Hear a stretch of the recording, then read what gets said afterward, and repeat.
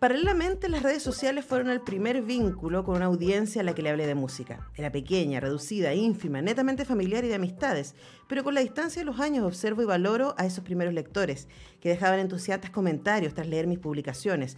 Muchas veces me incitaban a dedicarme a escribir porque, según decían, era lo mío. Escribir sobre los conciertos y shows a los que iba, detallar las aventuras y desventuras relacionadas a esas experiencias con bandas, discos, músicos y canciones, fueron el comienzo espontáneo de mi especialización. Estaba forjando la ruta para todo lo que vendría después, escribir sobre mi conexión personal con la música y cómo ésta aparecía como telón de fondo de mis narraciones. Eso es parte de la introducción que Johanna Watson comparte con nosotros de su libro Lado B, crónicas, entrevistas y reportajes musicales. Y tenemos a Johanna al otro lado de nuestro teléfono. Johanna, muy buenos días, ¿cómo estás? Muy bien, muchas gracias. ¿Y tú? Yo estoy muy bien, muy contenta de hablar contigo de algo que nos entusiasma a las dos y que son las entrevistas y el periodismo cultural. Y quise partir por ese párrafo de la introducción porque me parece que inmediatamente instala algo que va a estar muy en el centro de tu trabajo, en estas crónicas, en estas entrevistas y en estos reportajes, que tiene que ver con la emoción de la melómana, ¿no? La emoción de quien se entusiasma. Ahora, tú estudiaste publicidad, no estudiaste periodismo, a nosotros los periodistas se nos dicen que es muy importante la objetividad y con el tiempo nos vamos dando cuenta que más importante es la honestidad, el espacio de donde nos situamos, ¿no? Y hablemos entonces de ese ejercicio de la emoción que para ti es tan central para tu trabajo. Sí, bueno, yo creo que ese es el gran motor, es lo que me hace de repente hacer grandes sacrificios también. Pero que finalmente yo creo que con el resultado, con lo que ha pasado con este libro, ha tenido como su recompensa. No me gusta decir la frase así como valga la pena, pero me gusta como eso de sentir como una compensación. Y la verdad es que sí, pues como de repente es como bien intuitivo, es bien orgánico lo que me pasa y desde ahí voy fluyendo. Creo que me acompaña bien esa cosa de ser como bastante emotiva, de piel, y creo que eso mismo me hace conectar muy bien con mis entrevistados, que por lo general son artistas, en general. En el público, o sea, en el libro hay mayoritariamente músicos, hay algunas excepciones, pero yo creo que eso también es lo que me permite dialogar como en una frecuencia como de entre pares, entre comillas, porque también me asumo como una persona creativa, ¿cachai? Entonces yo creo que por ahí va como parte como de mi sello, creo que por ahí va. Sí, probablemente también ese acercamiento, ¿no? Justo este fin de semana estuve pensando eso porque alguien me preguntó, ¿no? Me pidió que le hablara de cosas que no me habían gustado en Instagram. Así como, ¿qué cosas no le recomendarías a tu peor enemigo? Y yo dije, ¿para qué nombrar eso, no? Ahí obviamente uno escucha cosas que no les gustan, lee libros que no les gustan, ve películas o teatro que no le gusta. Pero en general, yo como tengo bastante libertad acá, escojo no hablar de las cosas que no me gustan, sino más bien desde el entusiasmo, porque hay algo muy seductor en el entusiasmo, ¿no? Sí, totalmente. Me pasa lo mismo que a ti. Hay cosas que, aparte que yo como que ya pasé en algún momento, la otra vez me preguntaban si yo, por ejemplo, había escrito alguna vez de alguna banda que no me gustara, ¿cachai? Entonces, pucha, lamentablemente sí, lo he tenido que hacer y he tenido que relevar aquellas cosas que me parecen destacables dentro de algo que no me gusta mucho. En todo lo malo hay algo bueno y en todo lo bueno hay algo malo. Entonces, sí, me pasa lo mismo. Creo que, bueno, yo también tengo libertad. Entonces, casi el 100% de los artistas con los que converso, en general en mis entrevistas, las entrevistas que hago son gente que he querido entrevistarlos yo. Yo los he buscado, yo los he gestionado. Entonces, también un poco como que eso mismo va marcando como mi línea editorial. Obviamente no te vas a encontrar con una Patti Maldonado, ¿cachai? No te vas a encontrar con esos personajes así, pero sí me interesan mucho como los artistas y los músicos que tienen como una sensibilidad social y un compromiso con los temas como más humanos, y que se ven además en sus artes, en sus canciones o en las obras en las que actúan, etcétera. Ujú. Claro, y además ahí es donde aparece la conexión, ¿no? Porque el libro está armado en tres partes, una parte que tiene que ver con música anglo, sobre todo rock, y ahí tiene tremenda relevancia, especialmente Faith No More, no es de lo único que hablas, pero hablas Sí, mucho de Faith No More y de los derivados de Faith No More, bandas paralelas de su guitarrista y también, por supuesto, de Mike Patton. Hay una parte que es como latinoamericana y otra parte que es chilena, en donde, por ejemplo, los prisioneros y la figura de Jorge González aparece sí. de manera significativa. Mm. Esas figuras, ¿no? También tienen que ver con tus particulares entusiasmos. Me imagino que ahí también se encuentra con los entusiasmos ajenos de tus lectoras y lectores. Totalmente.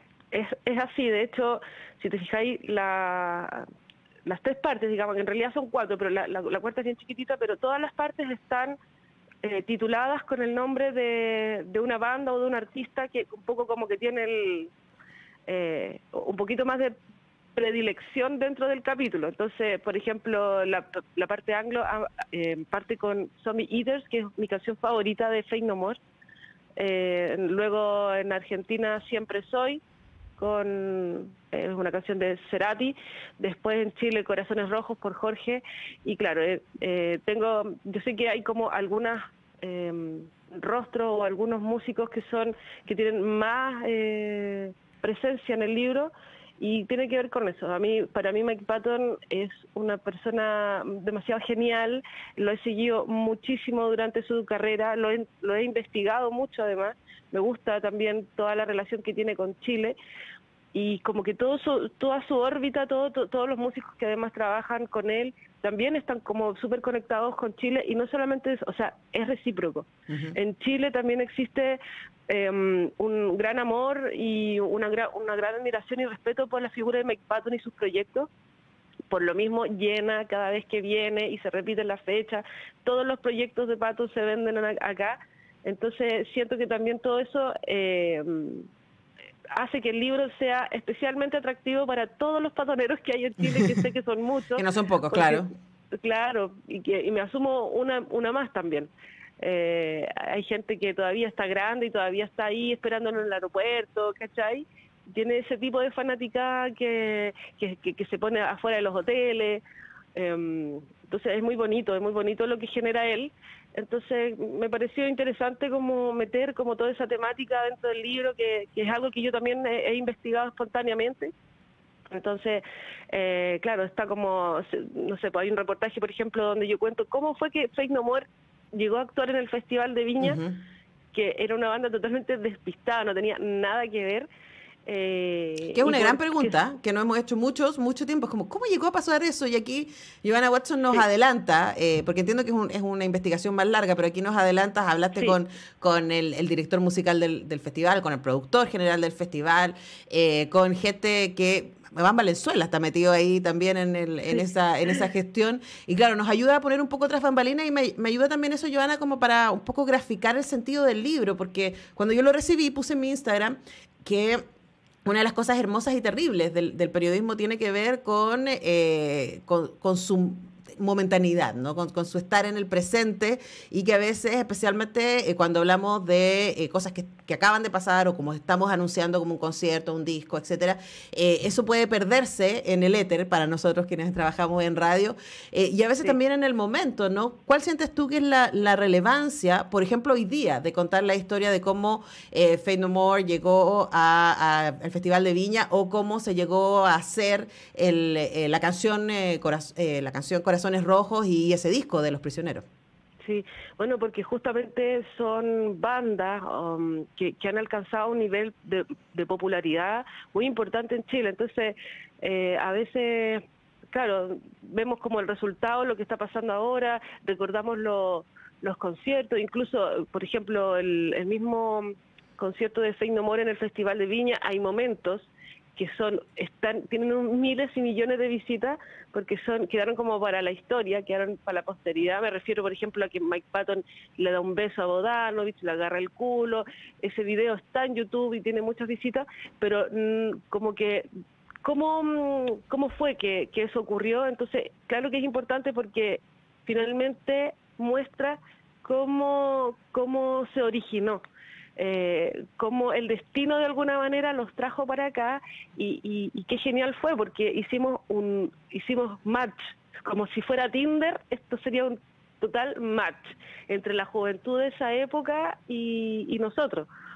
O sea, y ellos, digamos, ¿no? Que estaban como recién sacando a flote un nuevo intento, porque Faith No More, recordemos que tenía como 10, 15 años de trayectoria para atrás. Sí, no, y además que cuando llegaron a Chile igual habíamos quienes los conocíamos y decíamos que esto es muy raro, esto es muy... Faith No More en Viña no tiene ningún sentido, pero bueno, ahí está. Conversamos con Johanna Watson, periodista, gestora cultural y autora de este libro, Lado B, crónicas, entrevistas y reportajes musicales. Y claro, Faith No More es una de las grandes figuras que aparece repetidamente en el libro, pero hay otras también. Escuchábamos hace un ratito a Cecilia, ¿no? Y la entrevista que tú le hiciste también es parte central de ese libro, y conversaciones que tuviste con otra gente muy significativa para la historia de la música chilena. Y me imagino, Johanna, que preparando el libro también fue una revisión de esos trabajos y esos momentos, ¿no? ¿Qué te pasó en ese ejercicio de edición? Bueno, sufrí.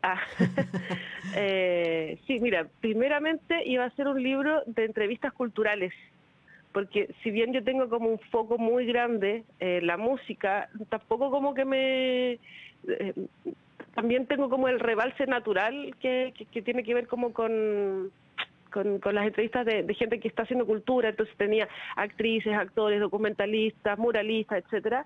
Entonces esa fue como la primera decisión fuerte y grande que tuve que tomar. O sea, sacar en el fondo todo lo que no tuviera que ver con música, salvo unas excepciones muy precisas que fueron dejar una crónica sobre el día que conocí a Nicanor Parra y una entrevista a Sergio Marchi.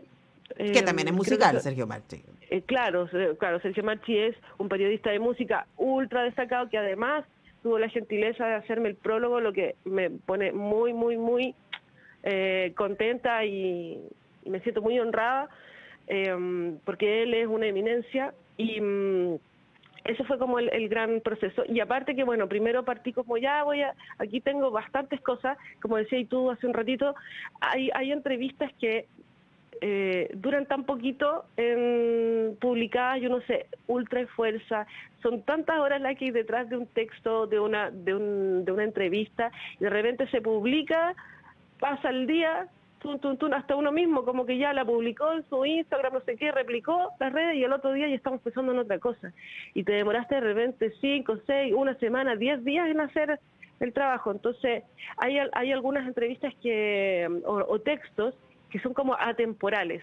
Entonces yo creo que esa fue también cuando empecé a revisar todo el material que tenía, y además que me pasó también que yo seguía produciendo, entonces me pasó que hacía algo que consideraba que era más interesante, más relevante o mejor para el libro, entonces entraba una y salía el otro, ¿cachai?